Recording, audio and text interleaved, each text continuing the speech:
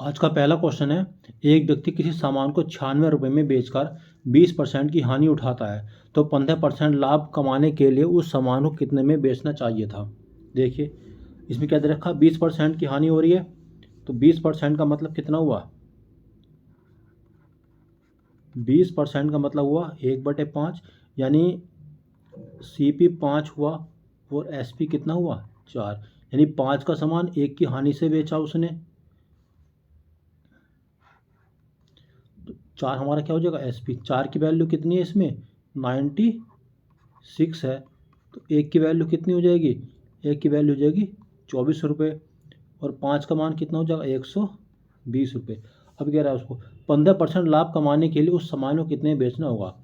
अब 15% का लाभ कमाना है तो 15% का वैल्यू कितनी हुई 15/100, यानी 5 या 15 और 5 दूनी 10, यानी 20 से कितने बेचेगा उसको 23 रुपये में। तो इसको मल्टीप्लाई 23/20, 20 छंग 120, यानी 6 या 18 का 88 लगा, एक 6 दूनी 12 और एक 13, उसको कितने बेचेगा 138 रुपये की वो वस्तु को बेचेगा। अगला क्वेश्चन है, 3 वर्ष के लिए 10% प्रति वर्ष की दर से चक्रवृद्धि ब्याज और साधारण ब्याज का अंतर 155 रुपये है, तो मूलधन बताना है। तो जब भी 3 वर्ष का चक्रवृद्धि ब्याज और साधारण ब्याज का अंतर दे रखा हो तो उसके लिए हमें क्या कर देना है 3A+1। यहाँ पर रेट कितना है 10% है, तो कितना हो गए 10 या 30 और 1 31, 31 की वैल्यू कितनी हो जाएगी 155, 1 की वैल्यू कितनी हुई 5 हुई। तो हमारा अब क्या है, हमें क्या बताना है मूलधन बताना है। तो मूलधन 10% का देखो इसको हम कितना लिख सकते हैं इक्वल टू 1/10, 3 वर्ष दे रखा है तो इसको हमें क्या कर देना है 10 का क्यूब कर देना है, यानी 1000 हमारा क्या हो जाएगा ये मूलधन हो जाएगा, और ऊपर का क्या हो रहता है हमारा ये चक्रवृद्धि ब्याज आता है। ये 1 वर्ष के लिए, 3 वर्ष के लिए तो ये मूलधन हमारा ये हो जाएगा। 1 की वैल्यू 5 है तो 1000 की वैल्यू कितनी हो जाएगी हमारी ये 5000 रुपये हो जाएगी। या फिर इसको जैसे हमारा 10% था तो हमारा इसका आंसर कितना हो जाएगा 5000, 10% था तो 1000 हमारा इस तरह से भी कर सकते हैं। अब 3 इस तरह से डंडे खींचेंगे, पहले इसका 1/10 मिलेगा, दूसरे साल भी 1/10 मिलेगा और तीसरे साल भी 1/10 मिलेगा ब्याज हमें। तो कितना हो जाएगा ये 100, ये भी 100 और ये भी 100, इसका ब्याज इधर मिलेगा तो 1/10 कितना मिला इस पर 10 रुपये, इसका ब्याज यहाँ मिलेगा तो कितना हो जाएगा ये 10, और इसका ब्याज इधर मिला तो कितना होएगा ये 1 रुपया, और इसका 1 हुआ, इसका कितना हुआ यहाँ पे ये 10 रुपये हो जाएगा। तो हमारा देखो ये पहली लाइन जो कहलाती है ये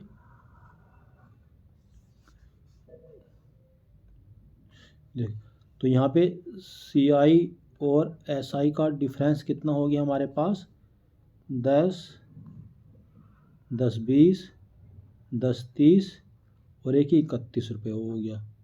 हमने डायरेक्ट दिया था यहाँ पे CI माइनस SI का डिफरेंस कितना होता है 3A+1 होता है ये, तो इसकी वैल्यू 10 या 30 31 की वैल्यू कितनी 155 हुई, तो 1 की वैल्यू 5, मूलधन हमारा कितना हो गया था 1000 था। यहाँ पे भी देखो हमने मूलधन कितना लिया था ये 1000 लिया था, तो मूलधन कितना हो जाएगा हमारा 5000 हो जाएगा। तो इसका कौन सा आंसर हो जाएगा 4th आंसर हो जाएगा। अगला क्वेश्चन है, एक वृत्त के अंदर एक वर्ग बनाया गया है। देखिए सबसे पहले एक वृत्त बना लीजिए, इसके अंदर एक हम क्या कर देते हैं एक स्क्वायर ड्रॉ कर देते हैं, एक वर्ग बना लिया हमने। वर्ग की भुजा की लंबाई वृत्त की त्रिज्या का अनुपात क्या होगा। तो देखिए ये इसका केंद्र हो गया, यहाँ से ये तो हो जाएगी हमारी R, कि जो वृत्त की त्रिज्या कितनी हो जाएगी हमारी, जो वृत्त की त्रिज्या कितनी हो जाएगी ये R हो जाएगी, और वर्ग की भुजा की लंबाई। अब देखिए वर्ग की भुजा हमें कैसे निकाल सकते हैं? ये वर्ग हमारा ऐसे बना हुआ है,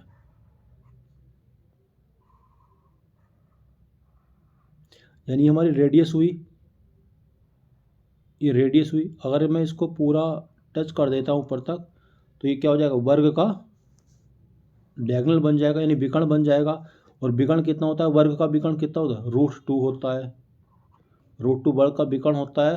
तो हमारी साइड कितनी हो जाती है?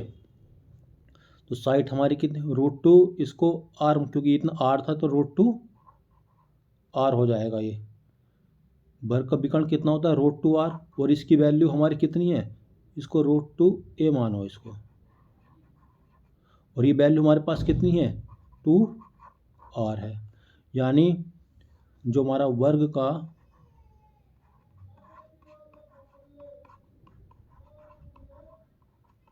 विकर्ण होता है कितना होता है? √2 ए।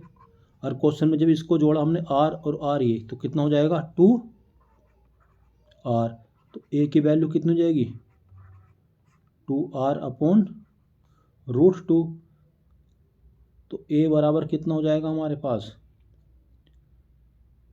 यानी √2 आर अपॉन √2 हो जाएगा हमारा, √2 आर हो जाएगा। अब इसमें क्या पूछा है? वर्ग की भुजा की लंबाई और वृत्त की त्रिज्या का अनुपात। तो वर्ग की भुजा कितनी हो जाएगी हमारी? वर्ग की भुजा और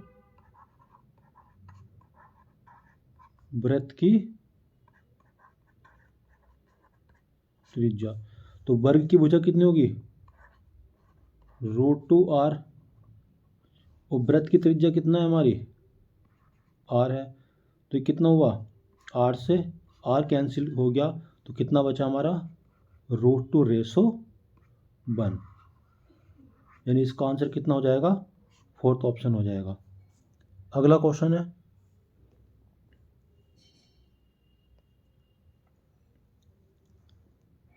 भरने वाला पाइप एक टैंक को 10 घंटे में भर सकता है। एक पाइप है ये ए, एक टैंक को कितने समय भर सकता है? ये 10 घंटे में भर सकता है। और खाली करने वाला पाइप पूरी तरह से भरे हुए टैंक को 20 मिनट में खाली कर सकता है। एक टैंक कौन सा है? बी। ये कितना 20 मिनट में क्या कर सकता है? खाली कर सकता है। ये 20 मिनट में क्या कर सकता है? खाली कर सकता है।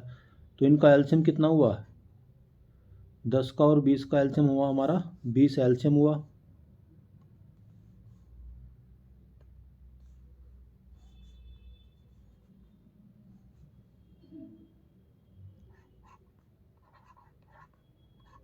यानी 10 दूनी 20 और ये 20 ही कम 20। देखो ये हमारा क्या था? खाली करने वाला था, और ये हमारा भरने वाला पाइप था। तो हमारा ये कितना भरा जा रहा है? होज को 1 भर रहा है। तो 20 काम कितने समय में होगा? ये 20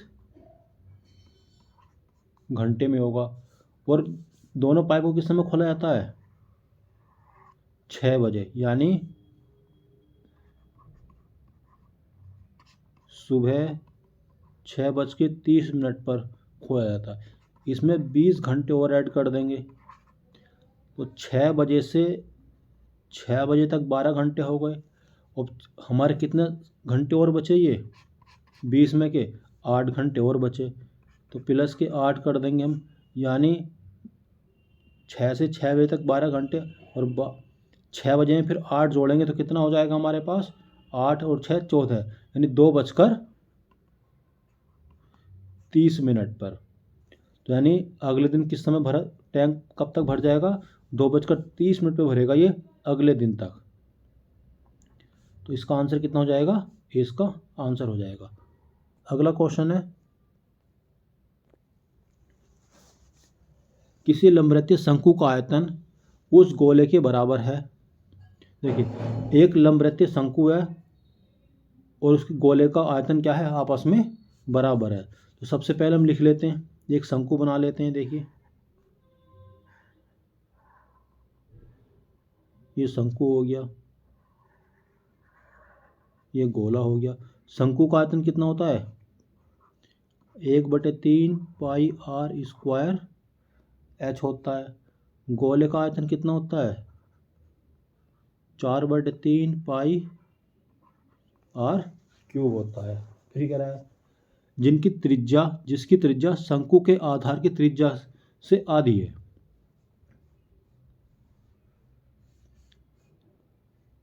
अब देखिए इसकी जो त्रिज्या है शंकु की,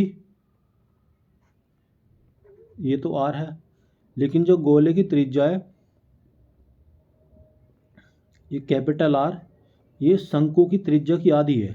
तो यानी कैपिटल आर का मान कितना है? स्मॉल r/2 है। इसको कैपिटल आर मान लेते हैं। शंकु के आधार की त्रिज्या और उसकी ऊंचाई का अनुपात क्या है? शंकु के आधार की त्रिज्या और उसकी ऊंचाई का अनुपात क्या है? अब देखिए इसे मान पुट कर देते हैं। ये 3 से 3 कैंसिल हुआ, पाई से पाई कैंसिल हुआ। अब कितना बचा यहाँ पे?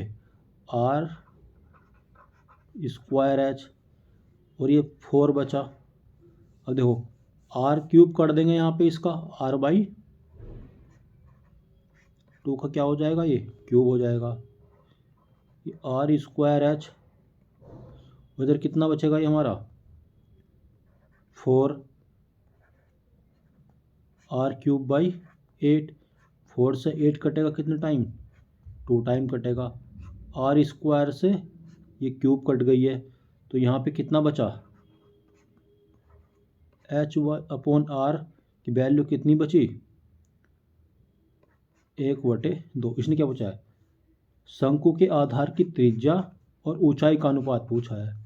तो त्रिज्या हमारी 2 हो जाएगी और उसकी ऊंचाई कितनी हो जाएगी? 1। तो क्वेश्चन का आंसर कितना हो जाएगा? 2:1 इस क्वेश्चन का आंसर हो जाएगा। अगला क्वेश्चन है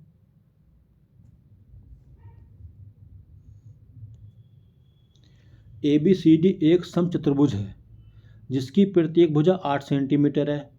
यदि VD 10 सेंटीमीटर और AC 2√x सेंटीमीटर है तो √x + tan का मान बताना है। देखिए एक समचतुर्भुज बना लेते हैं।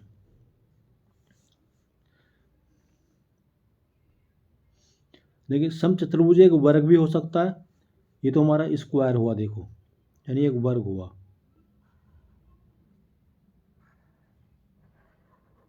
इसको अगर हल्का सा टेढ़ा कर दिया जाए तो हमारा क्या बन जाता है? ये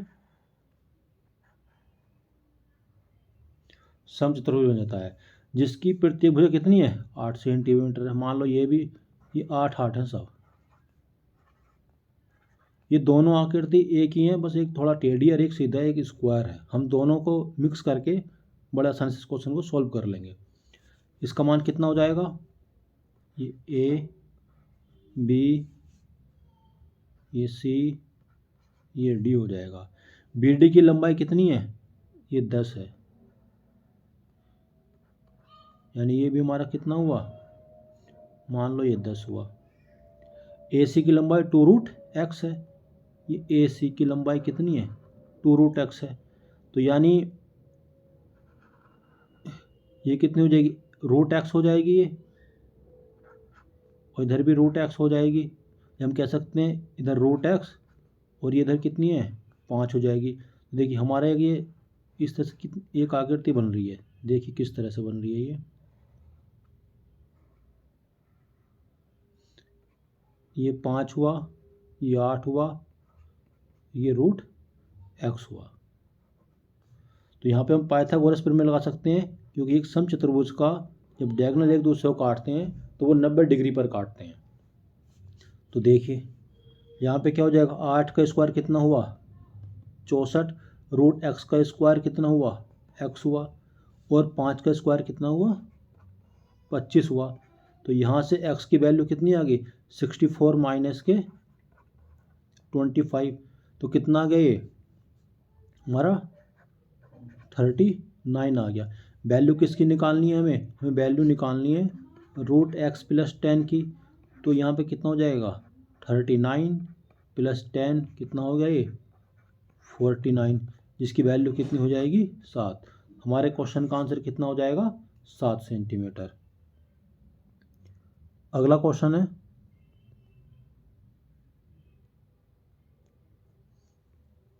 10 अंकों की संख्या 79x 401 बाई फिर 6 है को 88 से भाग करने पर विभाजित किया जाता है, तो x प्लस बाई का मान बताना है। देखिए हमारे पास संख्या कितनी है,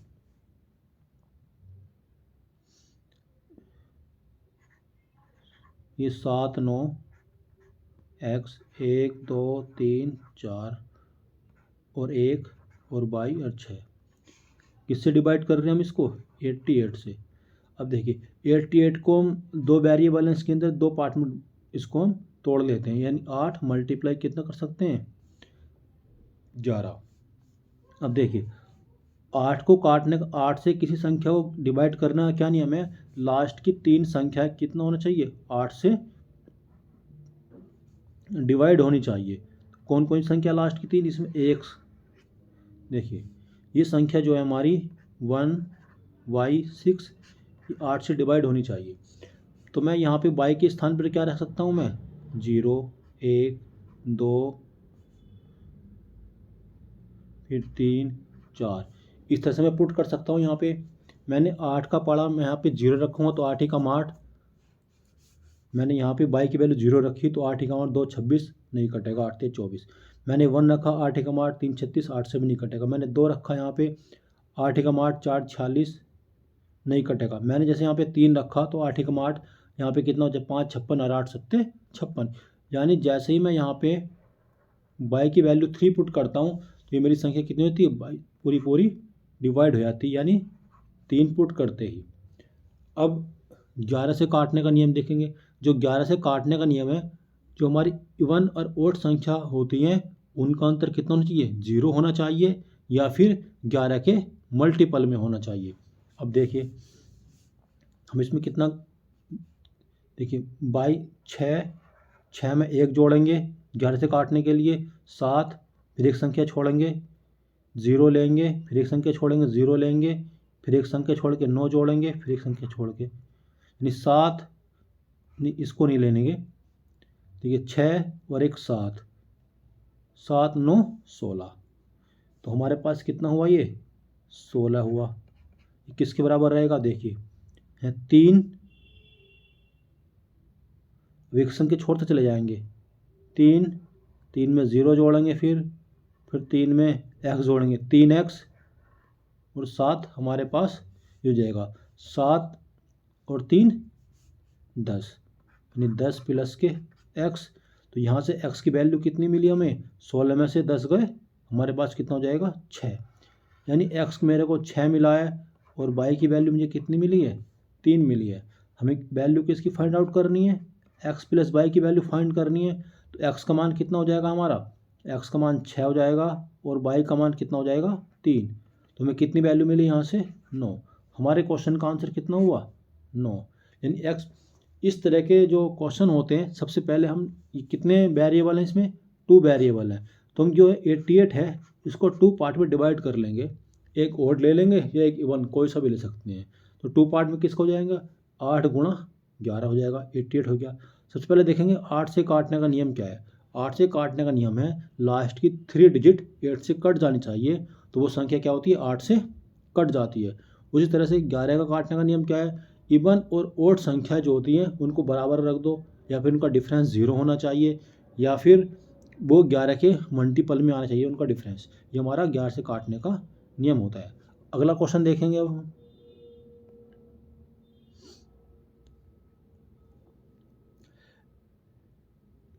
इक्कीस संख्याओं का एक श्रृंखला का औसत 43 है।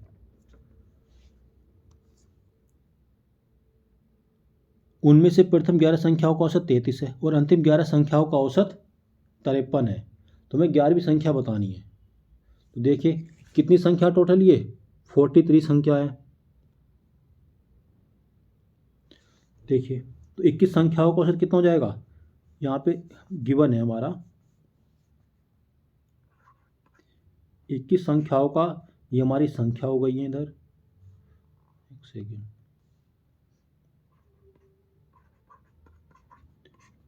इधर क्या है हमारा औसत है।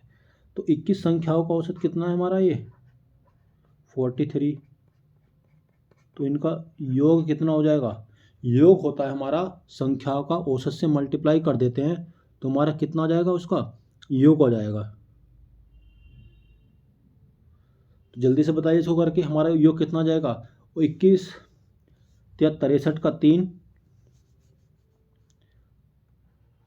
हासिल लगे 6, 21 चौक 84 और 6 कितना हो जाएंगे 90। तो हमारा इनका योग कितना हो जाएगा 903 हो जाएगा। इसमें से प्रथम 11 संख्याओं का योग 33 है और अंतिम 11 संख्या, देखिए इसको दो पार्ट में तोड़ दिया, एक 11 संख्याओं में और एक लास्ट की 11 संख्याओं में। इनका औसत कितना है 33 है, तो इनका योग कितना हो जाएगा हमारा, तो 11 या 33 के 3 हासिल लगे 3, 11 या 33 और 3 36, ये हमारा योग हो जाएगा। अंतिम 11 संख्याओं का औसत कितना है 53 है, तो इनका योग कितना हो जाएगा 11 या 33 का 3 हासिल लगे 3, 11 पंजे 55 और 3 58। ये कुल योग कितना हो गया हमारे पास 583 में 363 ऐड करेंगे तो कितना आएगा,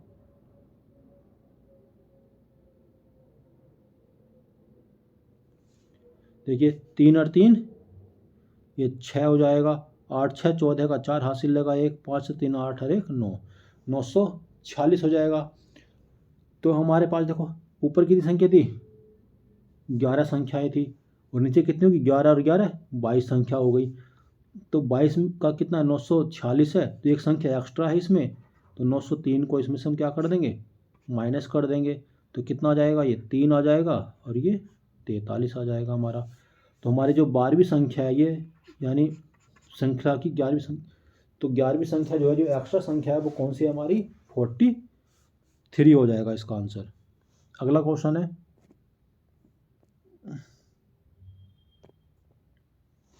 3 4 9 के चतुर्थ अनुपात 2 और 98 के मध्य अनुपात का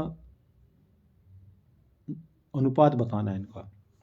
तो देखिए 3 चतुर्थ अनुपात कैसे निकलता है, जो चतुर्थ अनुपात होता है लास्ट की दोनों संख्याओं के मल्टीप्लाई करके फर्स्ट संख्या से इसको डिवाइड कर दो, यानी चतुर्थ अनुपात का 4 × 9/3।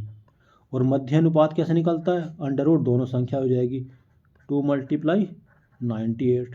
तो ये 3 या 9 ये कितना हुआ 12, और ये इसको जब हम रूट से बाहर निकालेंगे 2 × 98 कितना हो जाएगा 14 7 98, यानी 7 × 7 7 49 दूनी 98, यानी 12 रेशो 7 7 का जोड़ा बाहर आ गया और यहाँ से 2 का भी जोड़ा बाहर आ गया और 2 छम 12। तो हमारा आंसर कितना हो जाएगा 6:7 हमारे इस क्वेश्चन का आंसर हो जाएगा। अगला क्वेश्चन है